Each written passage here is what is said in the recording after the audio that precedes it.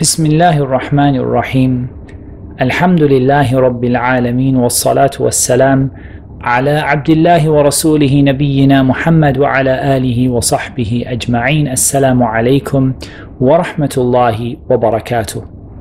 In this video, inshallah, we're going to conclude our discussion on the actions of the angels, and if we have time, we'll talk a little bit about some of the false beliefs that people have regarding the angels, and obviously things for us to avoid in those beliefs.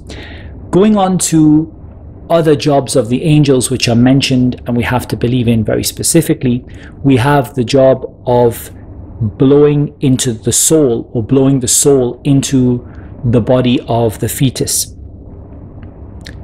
So this hadith narrated by Anas radiallahu an, that the Prophet sallallahu alaihi wasallam said that Allah subhanahu wa ta'ala has entrusted with regard to the womb an angel. So he says, my Lord, ay Rabb, my Lord. The angel says, my Lord, this is a drop. This is a drop. And this baby started as a droplet. My Lord, it has become an alaqah. It has become a clot of blood. My Lord, it has become a mudghah, a chewed lump. So when Allah subhanahu wa ta'ala wishes to decree its creation, the angel says, my Lord, shall it be a boy or a girl? Shall it be wretched or happy, i.e. from the people of Jahannam or the people of Jannah? And what will its provision be? So this is written while he is in the womb of his mother.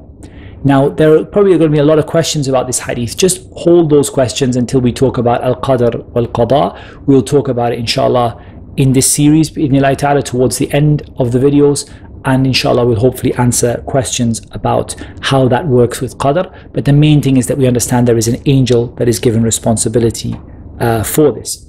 We've talked about the ones who carry the throne of Allah subhanahu wa ta'ala.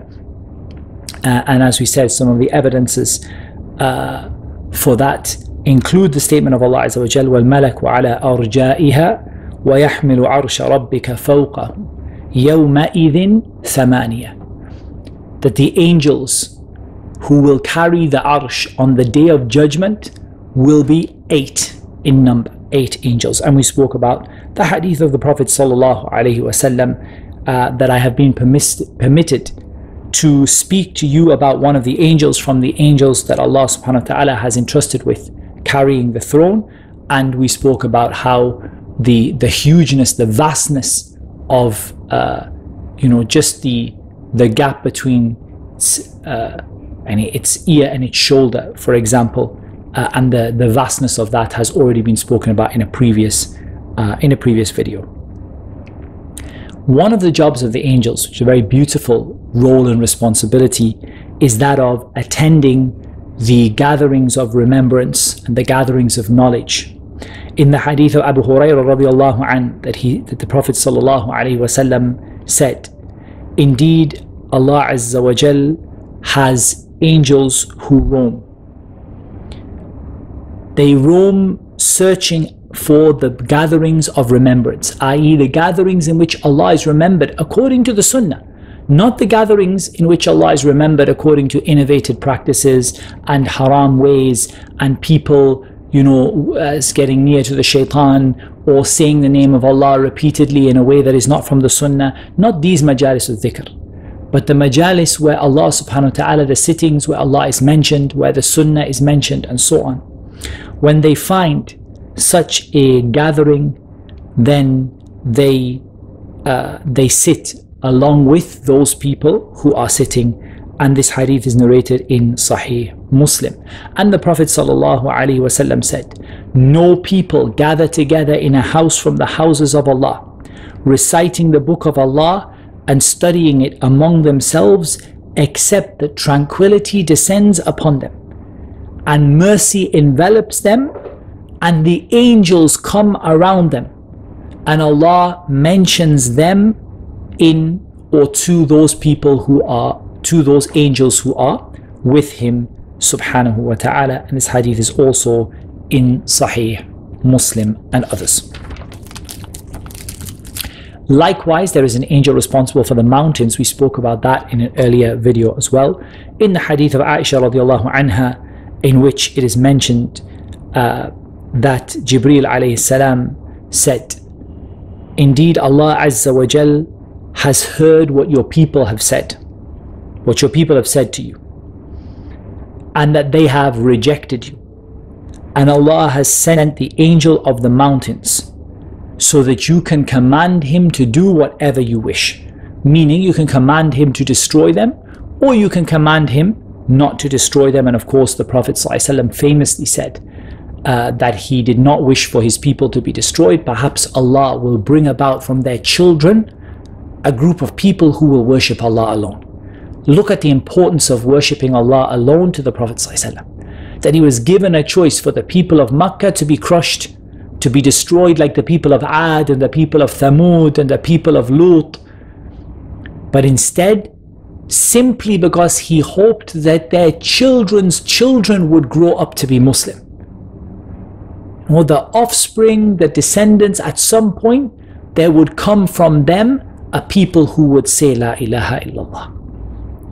And that is how important the worship of Allah alone was to the prophets and the messengers, and to our messenger Muhammad sallallahu alaihi wasallam. One of the jobs of all of the angels one time in their lives is to circle Al-Bayt Al-Ma'mur. Al-Bayt Al-Ma'mur is the parallel structure to the Kaaba in the heavens. It's narrated in a hadith that the Prophet ﷺ asked Jibreel, and Jibreel said, this is Al-Bayt Al-Ma'mur.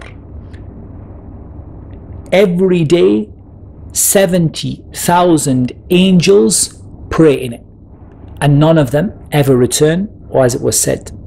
And it's also narrated that the Prophet ﷺ mentioned that it is a house, a sacred house in the heavens, which is parallel to the sacred house on the earth, and Allah Azza wa Jal knows best. Likewise, one of the jobs of the angels is to assist the believers in fighting for the sake of Allah Azza wa Jal.